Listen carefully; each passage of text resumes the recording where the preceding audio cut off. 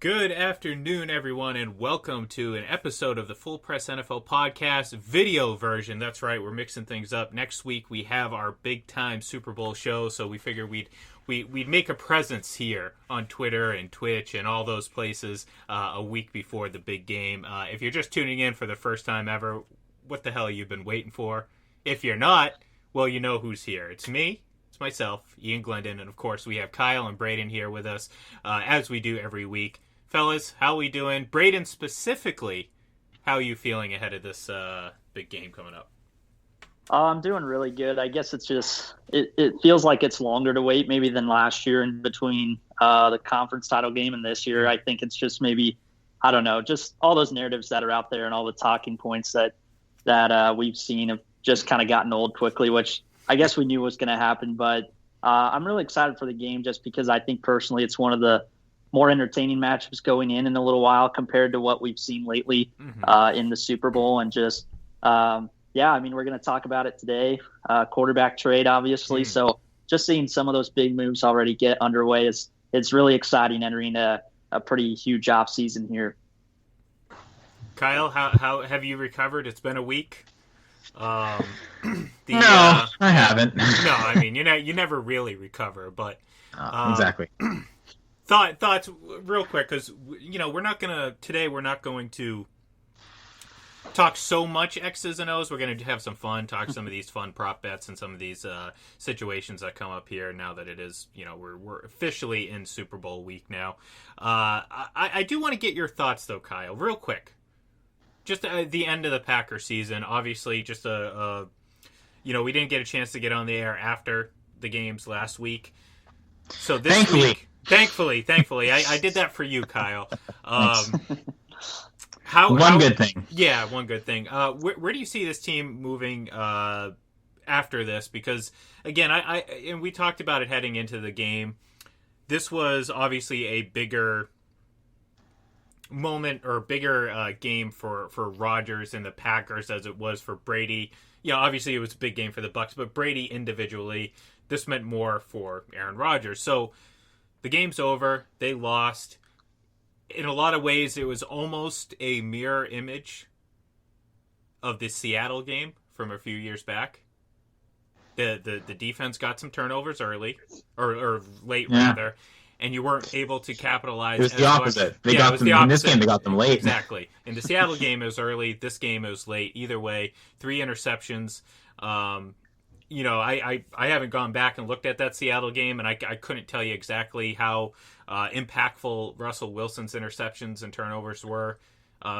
Brady's were fairly minimal, but at the end of the day, the Packers weren't able to put up points off those turnovers. And hey, at the end of the day, that's what you got to look at is inability to capitalize on that. So, what do you think about this Packers team moving forward? And do you see any drastic changes in the offseason, or is this just you have to build off the positives and keep going with what you got?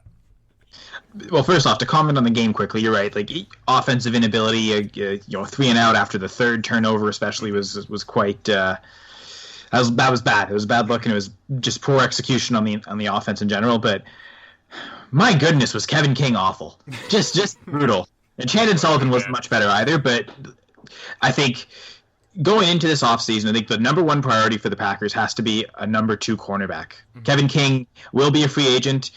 Unless he's super cheap and they can keep him as a depth piece, I doubt he's coming back. So he might, after such a poor performance, no one else might want him. They might be able to get him for the league minimum. So he might be back, but I think they definitely did an upgrade there. And maybe that's first round of the draft. Gutekunst has shown every year he's traded that first round pick, whether it's up or down. Definitely feels like another year where he's going to trade up for a defensive back. He did it with Savage a couple years ago. That turned out to be a brilliant move. Trading up for Love, okay, not so good. Trading up for another elite level defensive back that can start immediately for them next year, I think will be key. I think Rodgers will be back. Tough to see with the contract to where he's not back. Yes, disappointment, but 26-6, 2-2 in the playoffs, and not so desirable there. But 2 great years under Matt LaFleur. I think you keep riding this out with Aaron Rodgers. Tough decisions, probably. You're maybe deciding between Corey Linsley and Aaron Jones. Mm-hmm. They may lose both. So either way, that's going to affect the run game a little bit. Certainly with Corey Linsley, I think that's the bigger priority. If they lose him, that's another starting offensive lineman they have to go get, whether it's in free agency or in the draft. Yeah, look, it's tough because I know everyone wants to react and everyone, just got themselves in just an uproar after Aaron Rodgers' comments after the game, and noticeably frustrating. I'm sure it was for Aaron Rodgers. And look, I've obviously we've seen Peyton Manning switch teams. We've obviously seen Tom Brady switch teams. I'm never going to rule out the possibility that Aaron Rodgers. We've seen Brett Favre switch teams, so I'm never going to rule that possibility out. I just feel like the timing. It's not. Where's he going to go? I think that was the big question myself and Mike Debate talked about this week when we brought the subject up. Where's he going to go that's a better situation? Short of going to New England with the assumption that they're going to spend money, which they do have, you can't really find a better situation. They have offensive linemen. They have a running back. They have. You're going to be hard pressed to find a better number one receiver than Devontae Adams. Do they have to build around that? Sure, absolutely. But they have these foundational building blocks that not a lot of teams have, and the teams that do probably aren't looking for a quarterback. So, in reality, what's Aaron Rodgers going to do? Is he going to go to, where would he go to better his career or have a better chance? So, at least for next year, I see this as a no-brainer that he sticks around. This loss is going to hurt, but at the end of the day, they're still going to be one of the best teams in the NFC, and I would guess they're probably at this moment the best team in the NFC North. So hey, that's a start. So, well. Consider this. I would assume that despite what we think about Drew Brees, I do think the Saints are going to take a step back without him, regardless of who's under center. I think eventually they will get better because I think they're going to use, what his limitations were are no longer going to be a factor, and they're going to be able to build around that. I do think they're taking a step back. I think going into next season, as it stands, it's probably the Bucs division to lose, and it kind of trickles down from that. I think the LA Rams are better with Matt Stafford, assuming he's healthy. And we're going to get to that here in just a minute because that was the big news last night.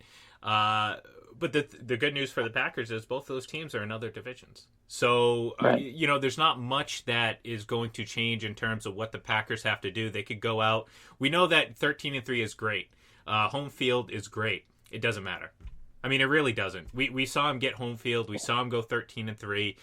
At this point, you got to stop. Obviously, you want that. You want to get the bye week. You want that extra week. But at this point, it's not a big deal. You just want to get into the playoffs and play your best football at the right time. And I think that's what the Packers, hopefully, if you're a fan, if you're the team, that's the priority that they're going to put instead of, got to get the one seed, or fans most in general, talking about the one seed and the home field and all that. So let's get. They won the Super Bowl as a 6 seed. Yeah, so exactly. So playoff games. Look, I think it's... go ahead. Sorry. I just want to ask you, Kyle, how do you feel about Mike Pettin not coming back next year as the D coordinator there? As much as you'd like to blame it all on Kevin King, there were some, the Scotty Miller touchdown. Why you go with not the two deep safety look that they were using later in the game with some success. Will Redmond was on the field almost unnecessarily. As bad as he was, as bad as he's been most of his career at the Packers, that would have been a play to put him on there. And the other thing too is, they got lucky with Tramon Williams getting released and the ability to come and sign him. I don't know why Tramon Williams didn't play at all in that game. Just to have him around, maybe give him that extra ring. It seemed like it was more symbolic than anything. But he could still play. Why was Will Redmond out there all that much?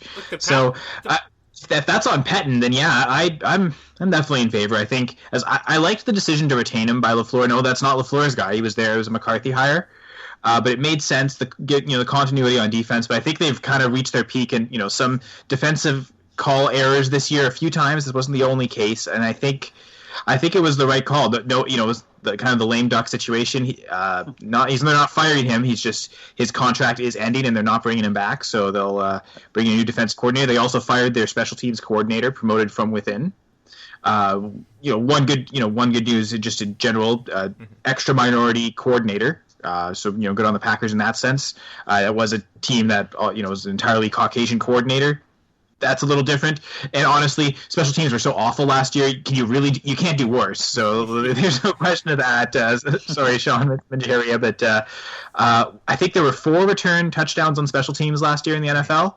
The Packers allowed 2 of them. Yeah, and look, everyone's going to focus. We kind of knew as the game was winding down what as Braden mentioned, these narratives that get thrown out there. They're kind of half truths.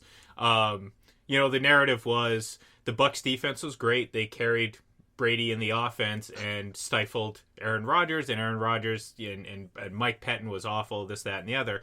The reality of it is this game was really won and lost in the very first series for each team. Very first series for the Bucs. They march right down the field. Tom Brady completes 3 huge third down completions. And I believe there's a couple drops on that first opening drive, too, against him. Eventually, they score a touchdown. They go up. Packers' first drive. Correct me if I'm wrong. They went 3 and out their very first offensive drive, correct? Yeah. Right then, I remember sitting here watching the game. I'm like, that's it right there. I mean, honestly, that told me right there that this was going to be, and what we saw from Tom Brady in the first half or in the second half was the exact opposite of what we saw in the first half, and where he was great.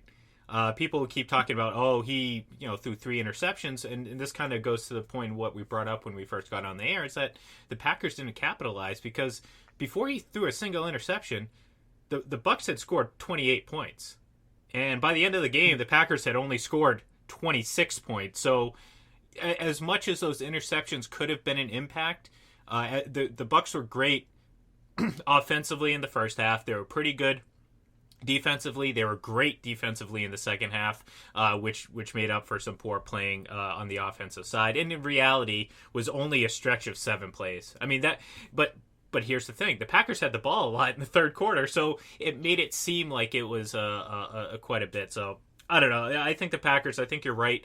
You have to keep going with what you got. No panic move. Don't go and trade Aaron Rodgers. Don't do this. Don't do that. They have a foundation. You just have to build off the positives and not, like you said. I mean, it doesn't matter. I mean, the Bucs are the 5th seed. They didn't win the division. They're going to the Super Bowl. I mean, the top seed is great. Some teams are going to need it. It's going to give teams advantages. At the end of the day, you don't get extra points for that. So, all right, let's. The Packers. Go ahead. Just quickly, the Packers could have won this game. They didn't execute well enough. You don't blow up a team because they didn't execute to their. Exactly. I mean, they played pretty well, but just not good enough. Well, and again, it really comes down to some of the early plays. I mean, everyone's going to focus on the end of the game, but the tone of this game was set early on, and the real dagger was the halftime touchdown, and that's something too where it was terrible play by Kevin King, but you needed execution and really a very bold. I've knocked Bruce Arians quite a bit, and I don't know who made the call to make this play, whether it was Tom seeing something at the line that he liked or what have you. This was them giving up points to go for the kill shot, and they hit it. And like I said, you needed a great throw, you needed a great catch, and you needed some piss poor defense from the defensive back, who, to his credit, well, not really credit, but to kind of cut him some slack, was left on an island against perhaps the fastest guy on the field in Scotty Miller, as crazy as that sounds. So, a guy who's notoriously bad covering deep too. Yeah, definitely. Exactly. Part of the reason Mike Pettin's not coming back. Exactly. But you say that's the dagger. As much as that was really bad, I still think it's the Jones fumble that was recovered. 17-point deficit. As soon as that hit, it's like there's no way they're coming back from 17. It was teetering at that point. I agree with you. I think that was definitely a big momentum swing. But I just think the impact and the point swing at halftime and how impactful end of half plays can be. You know what I mean? Like there's no there's no number value you can put on them, but there's something to be said about making some big play, especially right on the heels. 14-point swing, really, with the interception there, which I'm going to come out and say that's the worst non-call in NFC Championship history. You can't tell me otherwise. You sure? You sure not the Saints? You don't think the Saints? Oh, have something to absolutely. say about I mean, that didn't result. That didn't result in a turnover. The Saints could still have scored a touchdown there to win the game. Technically. Yeah, look. The Saints also started the ball in overtime, and their own inability and their own quarterback who wasn't good cost them. Not the refs. Not like there was no point swing there. You don't have a 3-point swing in terms of between the touchdown and the field goal, but I mean.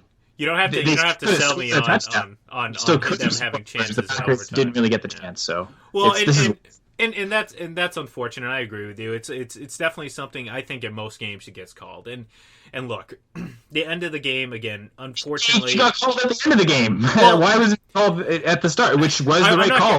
I'm complaining. I think in most cases both of those are penalties easily. I think in this game. I think it was pretty early on that you realized, okay, these refs are going to let him go. On that final play, and I know a lot of people are like, well, you let him play the whole time. And it's like, yeah, I guess, you could have let it go, and I probably wouldn't have made a big deal. I mean, I'm not making a big deal either way. But I think the image of the jersey just, there's... But then again, shoulder pad, I agree. Button all over his shoulder pad. How does that not get called? Like, you can't not call that. As far as I'm concerned, that's why to me it's. The problem with the Saints one is it's timing, right? Do you judge did he get there early or not? But there's no giveaway obvious thing like pulling the jersey. It's like a timing judgment thing, which is much more difficult to call. The jersey one is so obvious. That's why I think it's worse. You can't call it. No, and look, I agree. It probably should have been called. There's a lot. Look, that wasn't the only one. There was a lot left out there for both teams early on, and I think that's most people's issue. You got to be consistent, and that's really the biggest deal with these refs. You got to be consistent. It's just I'm not going to try to argue against the final call when again. I won't. It seemed like the. No. Look, no. That's what I'm saying. I'm not going to say it's not a penalty when.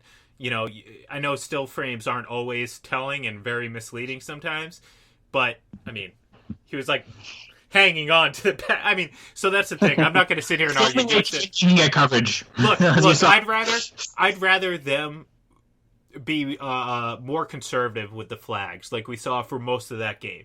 My personal preference. Let's just put it that way. I understand why both of those probably should have been whistled. But at the same time, I also understand why one was and one wasn't. So at the end of the day, it's not what eventually cost them the game. As we've gone over, there's a lot of things, not on just one person or one side of the football. There's a lot of things that just ended up costing the team. And let's face it, a lot of people have been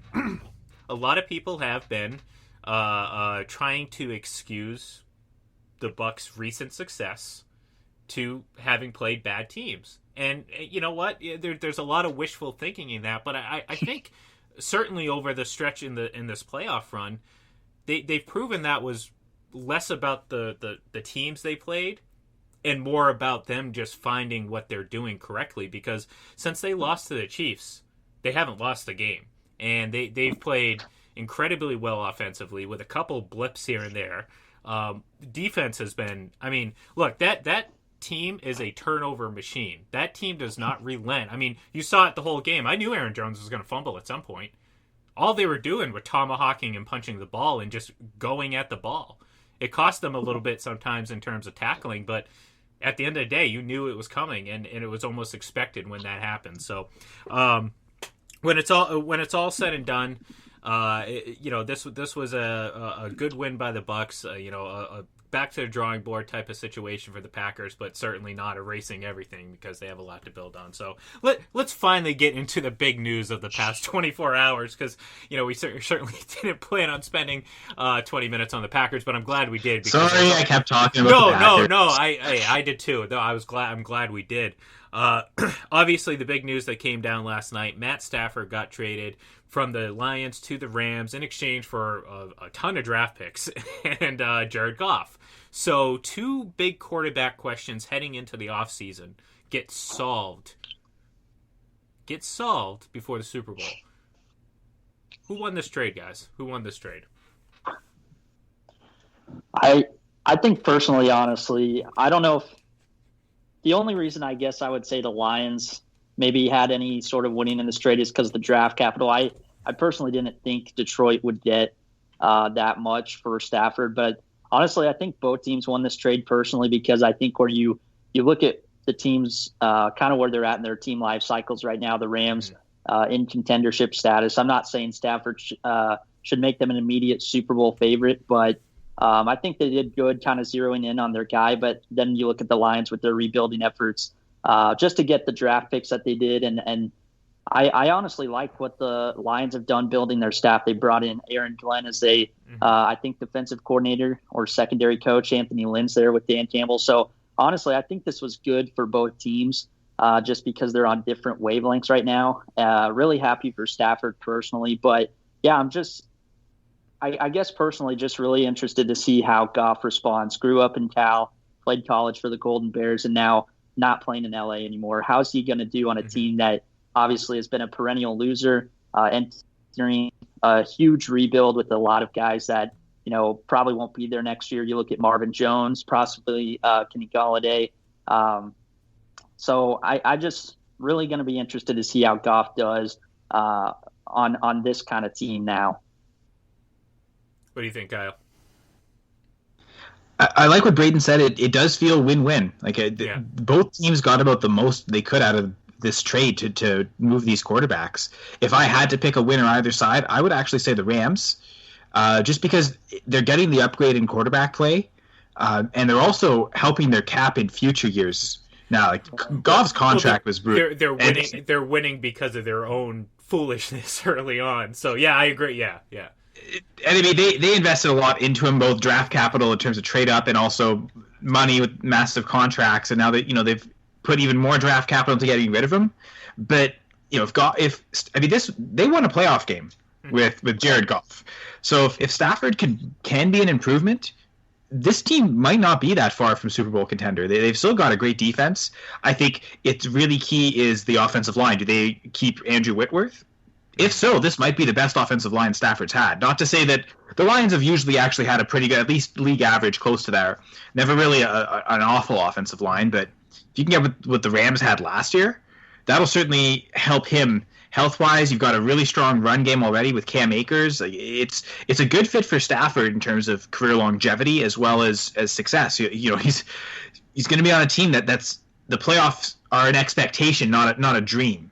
Right, not a kind of a once in a while thing. You sort of get to that dance. It's been a while for him, I think, a few years now. So, probably Matthew Stafford's probably the biggest winner out of this entire thing, to be honest. But but I think also the Rams.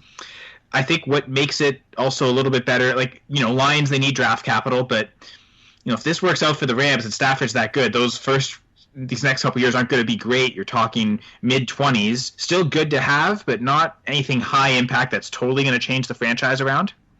It seems like Goff's going to be the quarterback this year, but how could he do with this type of team? This is going to be maybe not quite what he had his rookie year, but it's going to be close to that in terms of badness. We'll see about Dan Campbell too. I mean, I think this is a good decision though by the Lions. You got about you got the most out of this trading Stafford as you could have, right? To get 2 firsts and still a quarterback back. It's gonna there's a lot of money still owed to Goff, but they've got a lot of space and they're not really going anywhere. So you need a quarterback. And if you listen to Jared Goff too, it seems like he was a bit relieved too. I mean, he seemed the comments that he made, and I'm paraphrasing a little bit, were I'm just glad to be going someplace that they want me. So that kind of plays into what we kind of figured was happening towards the tail end of that McVay-Goff relationship, where McVay probably just saw the limitations that he had in him, and injuries aside, that was obviously an issue before he hurt his hand or anything like that. But look, definitely an upgrade. Great situation for Matt Stafford. He has to stay healthy. That's the biggest thing. This is a guy who, as good as he has been, has a lot of injury history. From little bang-ups here and there that have prevented him from playing, to back issues that obviously are much more concerning. Andy's, correct me if I'm wrong, 31 years old. So, the age isn't higher than that, right? I think he'll be 33 next year, I think. Okay, yeah. So, I mean, even older than I expected. Either way, once you hit that 30s mark, unless you're Tom Brady, who, I think that 30s mark might be his 50s, but we'll see. Once you hit that mark, I mean, again, you can't anticipate things generally. Again, Tom Brady notwithstanding, you can't expect things to get better as you get older. It's just the way of life and everything like that. So I think this is going to be great for the Rams for the next couple of years. I think their bubble, they've managed to some, and the little bit of credit I will give them, because I've seen a lot of people talk about how they build their teams and all this. No, this is dumb luck in a lot of ways, because they fell backwards into Jalen Ramsey, whose value had just plummeted. They still paid a whole ton of money towards him, but they got him at his absolute lowest. I wouldn't say his value plummeted, but not based on the trade they gave him. His play, I mean, imagine if he was the all-pro Jalen Ramsey that he was with the Jags in 2018. I'm saying his play on the field. He didn't make first-team all-pro this year. Well, but I'm saying when he got moved, his value from the outside looking in was probably as low as it's going to get, and the Rams still gave up that much capital for him. So, not every year. Of all the times they've given up capital, that's almost the move that's probably paid off. Yeah, I understand. So, that's what I'm getting at, though. You're not going to get all-pro cornerbacks falling into your laps every single year.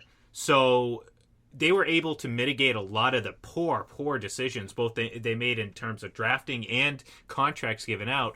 They were able to mitigate those poor situations into a fairly decent outcome with Jalen Ramsey. But at the same time, ultimately, what does it get you? A first round appearance and a win, and thanks for coming, see you later. Matt Stafford, this could be a great move for them in the immediate future. I still don't trust the Rams long term, because they've given me no reason to believe that they can't responsibly build a really good team.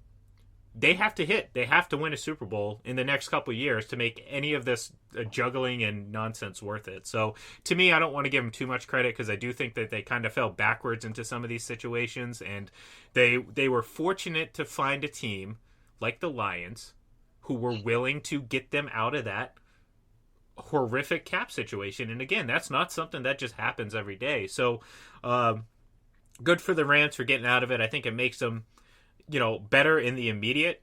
Where they rank within the NFC, I'm not quite sure yet. I anticipate the 49ers being a little bit better next year within their division. I anticipate Seattle being Seattle. Do the Cardinals take a leap ahead? Like I said, I mean, you're losing, I don't want to completely knock off the Saints, but you're not going to get the 13-3 Saints next year. But you do have the Bucs, you do have the Packers. So to me, we'll see what happens. The Rams need to win, though. They have to win a Super Bowl in the next couple of years to make any of this worth it. So speaking of a Super Bowl, we do have one coming up 1 week from today. Actually, my guess probably about 24 or 7 days and 4 hours or so, 6:30. That's when kickoff goes. Between 6 p.m. and 7 p.m. Yeah, on the day of the California presidential primary. So, look. We're in season 54 now, though. Yeah, but it's all right. There's always a primary. There's always something. On the 55. Day. Wow. Oops. Yeah, no, get with it. Come on, what are you doing? It's all right. The Packers haven't been there in a while. It's hard to keep track. I have to mark them off on the calendar every year because I have to plan for it every year. Braden, maybe you'll get used to it. I mean, two in a row is nice, but yeah. No, look, we're anticipating this game, as Braden said when we opened up the show. There's a lot of narratives, but let's face it, this is one of the best Super Bowl matchups we're going to get in a while between two of the best quarterbacks now in the game. I'm saving judgment for the all-time rankings for when one of them actually plays more than 3 years. We'll talk about that. But when it comes to who's playing the game right now, we talk about Aaron Rodgers, talk about Tom Brady, and we talk about Patrick Mahomes. That's the three best in the league. We saw it on Conference Championship weekend, and look, we're sitting here ripping Aaron Rodgers apart, but at the end of the day, it's splitting hairs because he happened to go up against another great quarterback, and we saw those three quarterbacks really distinguish themselves, and not so much Josh Allen. This game though is going to be a lot of fun. We're gonna talk a few prop bets here before we let everyone go. I want to talk to you, Kyle, because I know you did a little bit of this on the Full Press Fantasy podcast. What were some of your favorite prop bets? Because I want to, in the moment, react and give you my thoughts on them, and I'm sure Braden does as well. Okay, so I'll give you the top three that I identified on the fantasy pod. So number 3 is Patrick Mahomes over 2.5 passing touchdowns. And I think what I like about that is just all the different ways they credit him with passing touchdown, whether it's the touch passes or the underhand throws. Like it just seems that around the red zone, they're not necessarily, and against the Bucs certainly, I don't think they're going to have much short yardage running success. I think if they're going to score, it's going to be through the air. I like both quarterbacks actually. I think it's going to be that same thing where to score you're going to need to pass it, and why wouldn't you with Tom Brady and Mahomes? Both of them are set at 2.5 passing touchdowns. And if they're the same, I like Mahomes a little better. So, if I had to put a number 4, it'd probably be Brady passing touchdowns. But I think number 3 is Mahomes. That's actually a tough one because, like you brought up, and you brought up very well, was a passing touchdown could be getting the snap and dropping it into Tyreek Hill's hands. I mean, literally, that's what it is. And I poke fun of it a lot because, well, it's easiest low-hanging fruit, especially on Twitter when people are like, oh, look at that 41-yard pass. And I'm like, okay, I get it.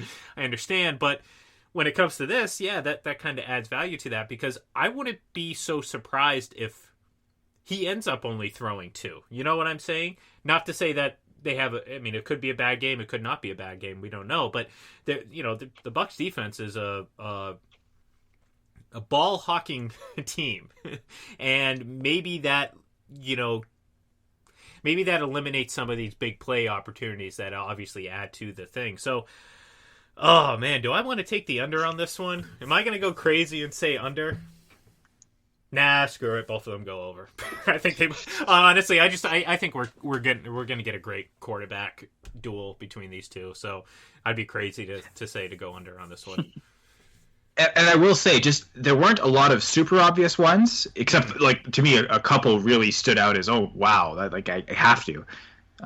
So I don't know. What do you think about the touchdown ones, Braden?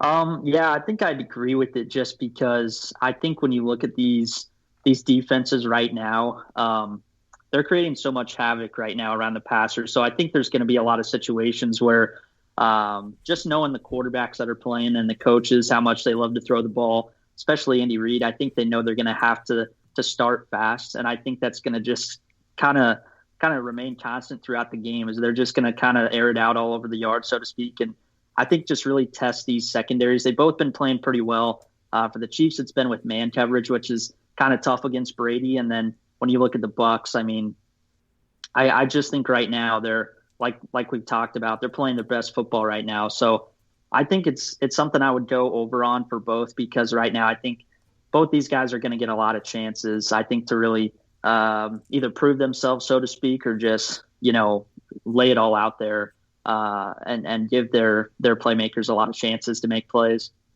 What is the over under total points right now? It's at 56 last time. Still 56? Okay. Yeah. And what did it open at 57? Yeah, which again is kind of alluding to what we believe might happen, and that is a pretty high scoring game, even with two really good defenses. So, yeah. But again, I think a lot of it is the run defenses are so good. And what I noticed with this game, there aren't none of the rush yard totals on any player are really high. Leonard Fournette is the highest at 47.5, and then even that's come down. He was at 49.5, but no one's been over 50 yards. But I have a hard time going any of them over just because of how good these teams are run defense wise. The one rush yard that really intrigued me though is Tom Brady, half a yard. They're basically giving you almost 50-50 odds on him having a QB sneak. And we know that if I will hammer that over. I will hammer that over. That's what I'm saying. There's really only two super obvious calls that as soon as I saw him, okay, yes, must have this, and this was one of them. I think he'll definitely have at least one QB sneak, and we know he's always successful. So all he needs to do is attempt one, he's going to get it. Here's the thing, though. Here's the thing. You have to take into account victory formation. Yeah, and if they win, and if they're trying to, that's three kneel downs minus a yard, so that adds a little intrigue. So maybe I might not hammer that over because I am, maybe assuming. I wonder who Ian's gonna pick. That's true. So I think you definitely, especially if that bet is probably the best if you think the Chiefs are gonna win. Yeah. Yeah. So Because, if you're picking the Chiefs, then that one seems like a smash. Then if you're picking the Bucs to win, maybe not. Maybe you're right, Ian. That's a good point. or again, it could really mean he could literally sneak for 3 yards in the middle of the game, and kneel downs at the end of the game would mean absolutely nothing. So, I mean, there you have it, folks. The fun of betting. For sure. Maybe they give him green grass and he takes a first down, gets 8 yards on it or something. That could happen. You never know. So I don't know, Braden, do you agree with us that that's one of the better ones? Yeah, I think so. Just because I just remember what he did in other Super Bowls, like sometimes out of nowhere. Or even there was a game, I think it was last year when the Chiefs won in New England. He took off for like 20 yards to set up like one final throw from like the 10 or 15 yard line. So, I mean, I think there's always a chance of Brady just shocking you with his legs from out of nowhere for sure. I think the idea behind it too is all it takes is one play, and that really dictates what I think is the best prop that I've seen. And actually, this line has come down even just over the last 48 hours, which I'm shocked on, really, because I thought it was too low to start with. So to preface this, so I'm looking at a Bucs player and a Chiefs player. They both had 2.5 receptions at the line currently at the over/under. It's not the receptions I'm concerned with, but just to have them as a close comparison, it's the receiving yards. Rob Gronkowski, 2.5 receptions for 27.5 yards. They also have Mecole Hardman at 2.5 receptions, but they have him at 24.5 yards, 3 yards less than Gronkowski. This baffles my mind. If you're telling me with this Vegas line, that if Hardman and Gronk catch the same number of passes, that Gronk's going to get more yards, I think it's ludicrous. And I don't think the Gronk line's that high, 2.5, 27.5. Like that's fine. Like I have a hard time with that, knowing where I want to go over or under.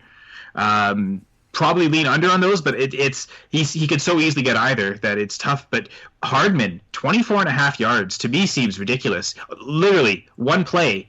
All it takes is one of those little touch pass end arounds to count as receiving yards. Yeah. Or I mean, he's quick and he can get downfield. One long catch, you can get 25 yards on one catch easily. So I think for that mentality, if all it takes is one play, I think it's so easily Hardman. This is the prop line to smash for me if you're talking individual players and yards. 24.5. I'd say to counter that, not that I agree with you, I think, but to counter that, I would say the Bucs have been really good at not allowing those yards after the catch and really tight in keeping the edges. So a lot of those easy yard pickups that could be available to Hardman probably aren't going to be there. Now, that doesn't mean Tyreek Hill isn't going to be able to get his, and that would definitely be a lopsided prop bet for sure. But there is an opportunity because I do see. Now Gronk, he's a lot of bang for your buck. You know, when he goes out and makes a play, it's usually a pretty big play. I think you're going to see that. You know, when it comes down to it, you know, Tom, this is going to be their 4th Super Bowl playing together, and they've had a lot of huge moments. Go back to Seattle Super Bowl, the huge touchdown at halftime. You know, that actually gave New England the lead, but you know Seattle ended up going down and scoring again before halftime, if I remember correctly. But it was a huge deep pass down right, kind of up this. It was like a seam, but it went off to the post. But Gronk was there to grab it. Obviously, the catch that set up the game-winning touchdown in Super Bowl 53, and then just countless other moments, you know, smaller moments throughout all those games. So, I think there's a good chance that, you know, the plays that Gronk, you know, makes plays, and I think he will make plays at Super Bowl. There's no doubt in my mind.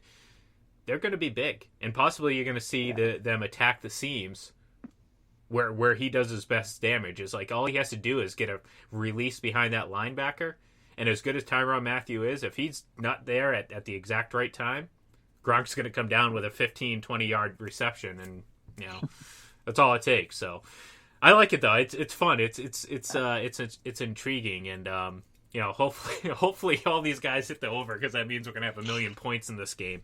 I would say, I want to ask you guys, who do you think scores first in this game? Do you think the Tom Brady scoreless in the first quarter of Super Bowls is a New England thing, or is it a Tom Brady thing? That's something to think about. Yeah. I kind of I kind of get the sense whoever gets the ball first scores on the opening drive. Just with these quarterbacks, it really is kind of, to me, it's kind of a 50-50 coin flip. Whoever wins that coin toss.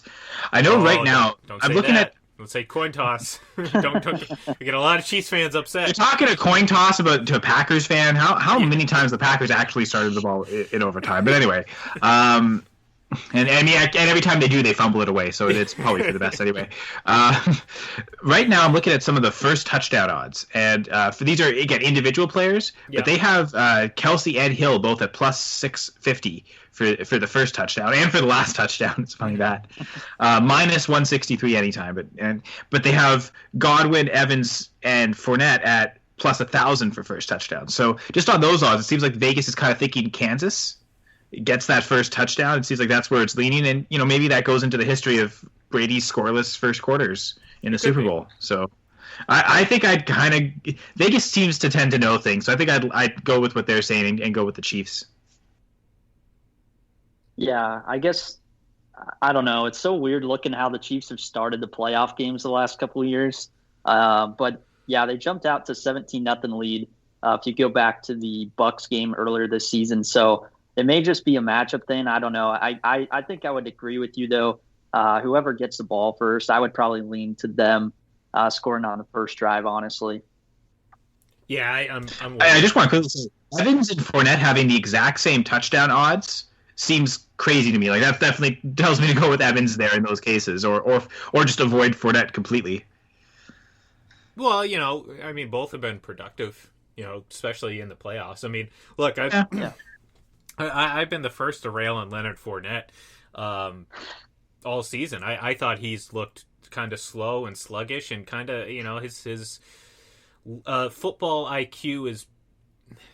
I'm trying to say this nicely. I don't think is certainly as high as some others. And that shows in some of the decision making he makes. And this isn't just a one time here and there. This is some patterns of things. But look, I'll be the first. He's been fantastic in the play. I mean, he's been incredible during the playoffs, making plays. I mean, big time plays, breaking tackles, and that awareness issues that he had earlier in the year seem to be gone. So, yeah, look, I think this is more indicative, I think, of who Vegas sees as the biggest threats, playmakers, obviously outside of the quarterbacks in this game. Because Kelsey and Hill, they're giving all the touchdown odds too. Hill, but Evans is a red zone machine. In the end zone. Because of that, I think he's just as much touchdown upside as Kelsey and Hill. That's why, like, even Evans and Godwin at the same odds for touchdown, I'm kind of that makes me think Evans there. So I think the touchdown odds are tough. Touchdowns aren't as sticky, but Evans to me seems like all those first touchdown anytime, certainly the anytime, they have him at plus 105, which it's close to equal, but like I would expect that to be a minus, right? I almost mean it's better than 50-50 odds Evans scores, so the fact that they have it just slightly under, I kind of like that. I would say maybe drops are taken into account. Obviously it's not Evans, not all on Evans, but the Bucs had all those guys, Fournette, Evans, Chris Godwin, have all had drop issues at the worst time too. I mean, I've never seen so many it dropped touchdowns, things of that nature. So perhaps that maybe they figure, okay, at some point there's going to be some sort of points left on the board because of a situation like that. So who knows? We're just trying to get in the minds of Vegas, and we'll see how that is. Any more? What do you got, Kyle? Hit me with some props here. So there's a few that I just we didn't address on the fantasy pod because they hadn't been released yet. So we didn't have Ronald Jones. Mm-hmm. They have him at 33.5 rushing yards, and they don't have him in receiving yards. Sorry. So Jones 33.5 rushing yards, and Clyde Edwards-Helaire they also didn't have 27.5 rushing yards and 15.5 receiving yards. Honestly, I'm scared of most of the running back lines. Yeah. The only running back line I kind of like is Leonard Fournette receptions at 3.5, just because the one it's such a switch of who's going to be the goal line back, who's got the touchdown odds. That's why I don't like Fournette the touchdown odds, because I think they have him and Godwin at him and he Jones. Would have to get a screen catch touchdown I think to hit that mark. You know what I mean? But I think the one, yeah, exactly. It's tough to predict, but I think the one thing between Fournette and Jones that seems more apparent is Arians does prefer Fournette on passing downs. So I think maybe not be the most efficient, but I think he can catch 4 passes. I think that's something that lines up in this game script, knowing that the Bucs are probably going to have to pass the ball a lot. So I think Fournette, 3.5 receptions is probably the only running back line I really like. I'm kind of avoiding most of them. I mean, Edwards-Helaire, they're putting that receiving yard so low at 15.5. It almost seems tempting, but it almost seems like a trap, too. He might not get that many targets. So I like Fournette receptions, but I think I'd avoid most of the other running back lines. Does the team who scores first win? Will you make that bet? I'll say yes. Yeah, I think the Chiefs will score first. I think the Chiefs will win. So yeah, I'll take it. If that's 50-50 odds, I think I'll say yes. All right. Not to say that there won't be lead changes. I expect there'll be multiple lead changes. I don't know if that's an odd like is there an over under on lead changes? I haven't seen that. Let me see actually. They have pretty much everything but that. It seems like. Is this game going to go to overtime? Is it total points in the first quarter? Let's see. Team to score first. Obviously, the Chiefs. Sorry, I'm just noticing one right now. First offensive play in the game, they have run at -138 and pass at +100. I think I'd take pass. Just again, knowing these quarterbacks. Well.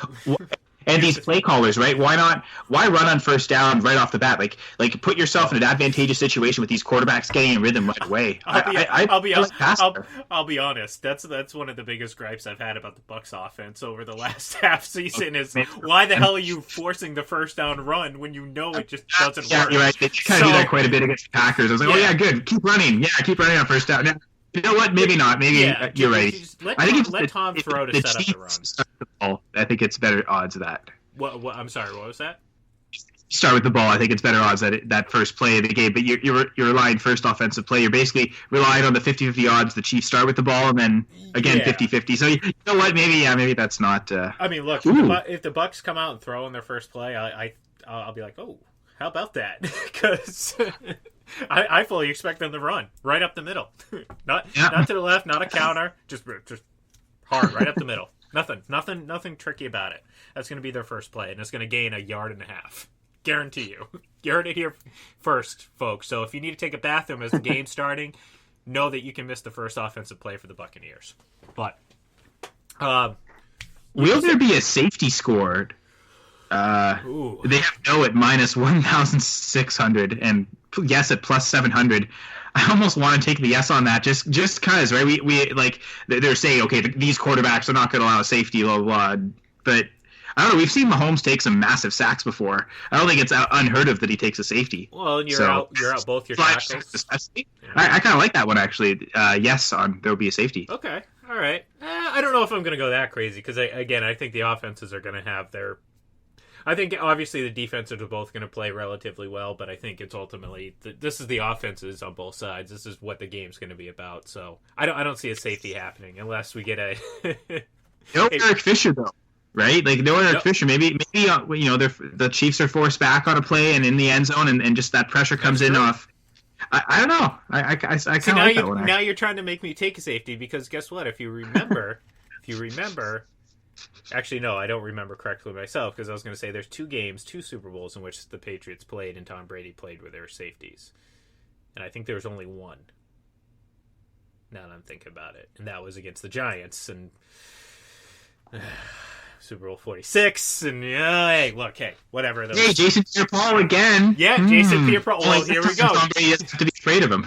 Well, and here's the thing. I mean, the Bucs defense knows how to get after people. Vita Vea played a lot more last week than I expected to for his first game back since week 4. And he's going to have a huge impact this game. Vita Vea, you got Ndamukong Suh, you have Jason Pierre-Paul, Shaq Barrett. I mean, these guys are just... I mean, they're playing their best football right now. So, yeah, you know what? Maybe there will be. I'm with you, Kyle. Safety. But I'm surprised that you're leaning to take the safety, but also pick the Chiefs to win because I feel like... if a safety does occur, I feel like that's a very positive. But I mean, you're saying it's absolutely impossible that the Bucs allow the safety, that Brady gets sacked in the end zone too. No, I can see. I'm not saying it's impossible, but trust Tom a lot more to throw the ball away and not take a sack than I would Mahomes. I think it's, to me, it's just the mass disparity, right? Like it's heavy favorites on no. So like you could, it seems like it's a smart bet to go with the yes just because the odds are so long on it. No, I hope we get safety. That's the motivation. Maybe that's all we'll get is safeties. The Bucs will win 12-10. Yeah, all safeties. There has been weird scoring in Tampa, so that's what I was thinking. You never know. It isn't a safety. It's been some really wild pick sixes. James Harrison's is probably one of the most memorable for me in history of all of them. Teams turnovers. Dwayne Starks, throwback name back in the day. He was it a punt or a kickoff return? I can't remember. I think it was a punt return. Okay, so I guess this is because I'm looking at method of first score. They have touchdown at plus 150. Oh, okay, they have it per team. Okay. Plus 150 for the Chiefs, plus 190 for the Bucs, plus 400 a field goal for the Chiefs, plus 425 for the Bucs. Those almost seem like, just knowing these defenses, field goals might come into play. The first score being a field goal, I kind of like that. But they also have any other score, which to me, I'm thinking they say touchdowns, right? That would include return touchdowns. So really, safety plus 5,500. Super bad odds that each team scores their first points on a safety. So, but field goals, like the Bucs first score a field goal plus 425. I don't know. I really like that one. It's definitely a nice betting number, but I think these teams, the Bucs hit the ball first. They're going to go down and score, and I think likely for the Chiefs as well. So I'm not gonna, as much as I like the field goal, I think this is gonna be an offensive game, and I'll lean towards the touchdown being the first points for both these teams. Now, here's the question though: is there going to be a special teams touchdown from either of these teams in this game? I think no. I think both teams are good enough on special teams that it almost minimizes that. Like, they're not prone to allowing big returns as much as they're, especially the Chiefs, are a team that's capable of big returns. I think both teams' special teams coverages are good enough that they're not going to leave the big holes open. They're going to be disciplined with it. So I'm going to say no. Yeah, I would agree on that. I think right now these teams are just too technically sound, I think, to give up the big plays, and especially if you're kicking to McCole Hardman right now, you're even wondering if he's going to come up with it cleanly. So I would say no. Just on that, Braden, how much do you think we'll see Tyreek Hill returning in this game? I would say it would only happen unless it would only happen if it's like fourth quarter, like if it's a tight game late. I don't think we would see it probably early though. Well, how about this? If Hardman fumbles, you think that probably up is the edge, but How many? Well, let's do this. How many punts do you think we're going to see from both these teams?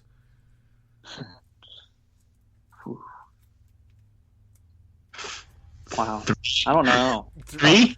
4? I don't think I can see that much many more than that. But it could be, obviously. What if we do like over under 4.5 combined for both teams? Go under, yeah. I think I'd go under. Yeah, I'd probably go under too, actually. Yeah, 3.5. 3.5. We'll make it a little bit more intriguing. 3.5. I'd be just to believe in these quarterbacks and still say under there too. Yeah, but I think that is the tough line. You got it right there. But I'll take the plunge and say under. I would go over. I think these defenses are really good at getting off the field. I think you talk about Tom Brady's first quarter Super Bowls, and just I think the Chiefs' slow starts too. When you throw those in, I think we could see, even if there's a lot of points, it may be all late. So I think this could be maybe a couple punts for each team in the first. So I'll go over on that. All right. Yeah, that's probably a smart thing to do, to be honest. Probably is also playing to the fact that there'll be a safety. So one of those drives, instead of being a punt that'll end with, it'll end with the safety instead. There you go. All right, well, we're going to wrap it up here. Give me one more. Do you have one more for us? One more before we say goodbye, because we've been on for a good hour. So I think that's pretty good. We'll save a lot more of the fun for next week. But Kyle, you got one more for us to go home with. Okay, so total touchdowns scored. Ooh, I like it. So 5. So they've got 5.5, 6.5, 7.5, and the over/unders on all those. Mm-hmm. But 6.5, they have it kind of as the even. They have even odds on both over and under 6.5 touchdowns. So it seems like that's kind of the line they're at. So let's just ask that: 6.5 total touchdowns. You guys going over or under that? I gotta go over. I mean, I like I said, I mean, I could see each of these quarterbacks at least throwing 3 touchdowns. And, from there, at that point, it's pretty much. I think at even odds, like on both of those, I for sure tempted to go over. How about even take the over on the 7.5? That's the thing. Even 7.5, they have the over at plus 162. Yeah. But that's like both of those lines, 6.5 over and 7.5 over, both seem pretty tempting. No, just based on what we've seen from these teams and the amount of points that they both put up on a consistent basis, the Bucs have obviously, the Chiefs do their thing. The Bucs have scored 30 points in every playoff game this off season so far, and they've been scoring 30 points pretty much at will for much of the second half of the season. Yeah, we're gonna get more than 6.5 touchdowns. I'd feel very comfortable saying that. So. Well, we'll leave it at that, which means we'll probably get 2. Well, did Braden? Sorry, did I interrupt you? Oh, yeah, sorry. No, Braden. Did you take? Are you going to take the over? Yeah, I'd take the over. I just think there's going to be the first game was 27-24, and there was a couple of drives there that ended in the red zone without any points for each team. So I think we'll see some of those cash into more touchdowns than field goals or turnover on down. So yeah, I'll take the over on that as well. Oh, fantastic. So here we are. We're 7 days and some odd hours away from kickoff. Super Bowl 55 in Tampa.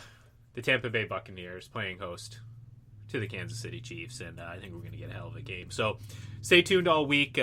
Myself and Mike Debate will be on FPC Radio Live, 9 a.m. on Full Press Radio and all of our video platforms that we broadcast on. And, of course, next Sunday we will be back, the 3 of us, and perhaps maybe some more people sprinkled in there as we preview the big game and maybe come with some more prop bets and fun odds and ends. So thank you, everyone, for tuning in. If you're just tuning in towards the end, you can watch the replay here, or you can listen to this in podcast form. Just search for the Full Press NFL Podcast, and there it is. Have a great day, folks, and we'll see you all next week.